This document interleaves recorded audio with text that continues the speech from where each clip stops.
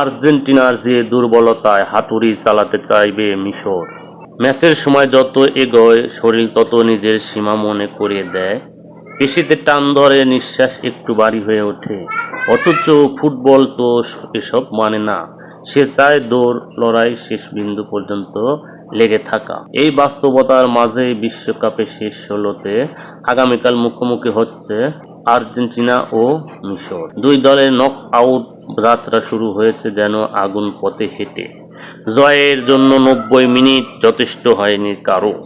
আর্জেন্টিনাকে খেলতে হয়েছে ১২০ মিনিট। মিশর গেছে আরও এক ধাপ দূরে। টাইব্রেকারে স্নায়ুযুদ্ধ পর্যন্ত, ফলে বিশ্রাম সেটিও পড়ায় বিলাস। যে এক দীর্ঘ নিঃশ্বাসের পর বেঁচে থাকা, এবার সেই ক্লান্ত যুদ্ধ নামছে একই মঞ্চে।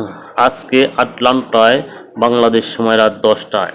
কাগজে কলমে আর্জেন্টিনা এগিয়ে, বিশ্ব চ্যাম্পিয়ন, অভিজ্ঞ তারকা ঝলক সবই তাদের পক্ষে। কিন্তু মাঠের গল্পে এখন একটু সংশয় ঢুকে গেছে। কেপ ভার্দের বিপক্ষে ম্যাচটা সেই সন্দেহে বীজ বুনে দিয়েছে।